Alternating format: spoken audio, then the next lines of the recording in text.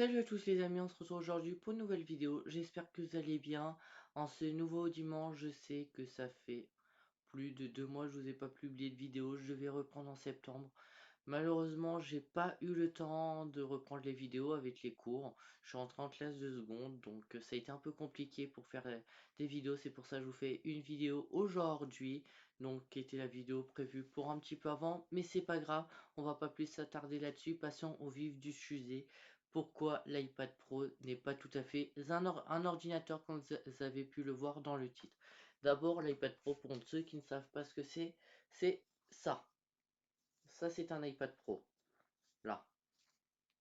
C'est puissant, rapide, double caméra, capteur LiDAR, puce M1, la même puce qui équipe les ordinateurs, équipé du pencil pour dessiner, qu'on peut acheter, et du Magic Keyboard pour le transformer avec un clavier et un trackpoint dessus.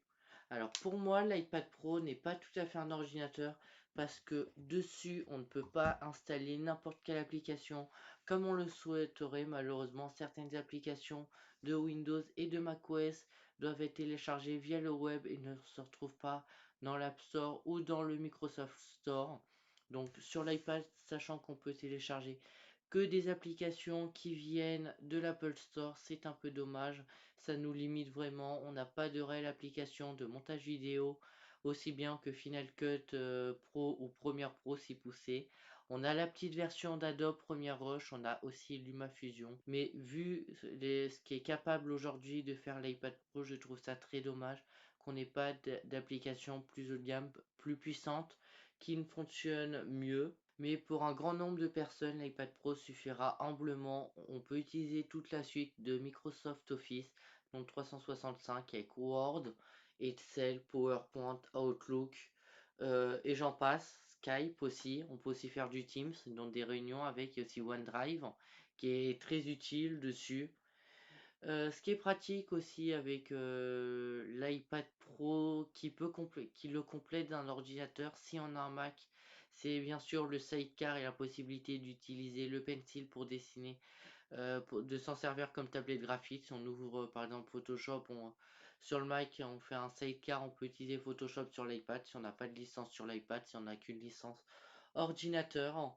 Je pense que ce qu'on pourrait attendre de la prochaine mise à jour d'Apple pour l'iPad, pour iPad OS 16, comme on vient de passer sur iPad OS 15, ça serait une ouverture plus grande pour les applications, de pouvoir télécharger les applications venant du web, faire une sorte de macOS miniature ou un iPad OS plus ouvert pour l'iPad. Vu ce qu'il fait, j'ai envie de vous dire, c'est comme un MacBook Air aujourd'hui. Le MacBook Air n'est pas ventilé, l'iPad n'est pas ventilé. Ils peuvent monter eux deux à la même quantité de stockage, je crois que l'iPad même plus. Sur les versions jusqu'à 1 Tera de 128 à 512, vous avez 8 Go de RAM. Les 1 et 2 Tera, vous avez 16 Go de RAM. Équipant dessus, l'iPad peut aussi les avoir. Autant de ports USB-C que le Mac. Pas de port jack, un port Thunderbolt sur l'iPad et un port USB-C que pour charger. Le Mac a deux ports Thunderbolt. Et ce qui manque vraiment énormément, c'est le contrôle de gestion des périphériques externes. Actuellement, quand on relie l'iPad à un écran, il nous recopie l'écran bête et méchant sans changer le format d'affichage. Il doit avoir que une ou deux applications qui le fait en interne, changer le format d'affichage sur les écrans. Malheureusement, on ne peut pas, l'iPad ne le fait pas. On pourrait dire avoir un double bureau, deux applications en même temps, comme ce qui est intégré dans l'iPad. Sauf qu'on ne peut pas le faire et je trouve ça sincèrement très dommage. En conclusion de cette vidéo, l'iPad Pro est un très bon outil, accessible à énormément de monde. Accessible, on se comprend, je connais le prix de cet iPad qui est de 1229 € et des accessoires. Mais par rapport à certains MacBook Air, peut-être un peu moins cher, mais par rapport à un MacBook Pro 13 pouces M1, je trouve l'iPad très pratique. On peut le détacher, se mettre dans le lit devant une série Netflix et regarder. Avec ses haut-parleurs de chaque côté qui nous font du stéréo. Je dis Netflix, mais c'est pas pour leur faire de la pub à eux. Vous avez aussi Disney+, Prime Video. Et regardez vos youtubeurs favoris. Le petit moment pub de cette vidéo. Abonnez-vous à la chaîne iTech2 qui s'affiche juste là. Ça fait toujours plaisir. On est aujourd'hui 130 abonnés. Je vous en remercie à l'heure où je tourne cette vidéo le 8 octobre, le vendredi, 2 jours avant sa publication. S'il n'y a pas de problème, on a passé les 130 abonnés et je suis super content que ce que je vous partage, moi, vous plaise autant. Ça me rend énormément heureux. Donc l'iPad, comme je vous l'ai dit, est pratiquement un ordinateur. On peut faire les 3/4 des tâches dessus.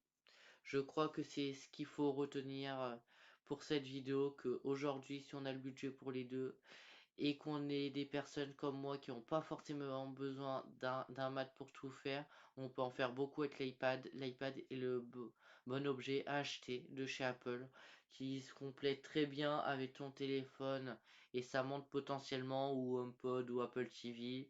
L'AirPlay aussi qu'il équipe pour faire une présentation par exemple sur une télé. Vous avez une Apple TV sur vos télés ou une télé compatible AirPlay. Vous pouvez présenter un PowerPoint directement avec la tablette en main pour faire défiler. C'est plein d'exemples comme ça que l'on peut ajouter, qui le rendent pratique qu'avoir un ordinateur dans les mains.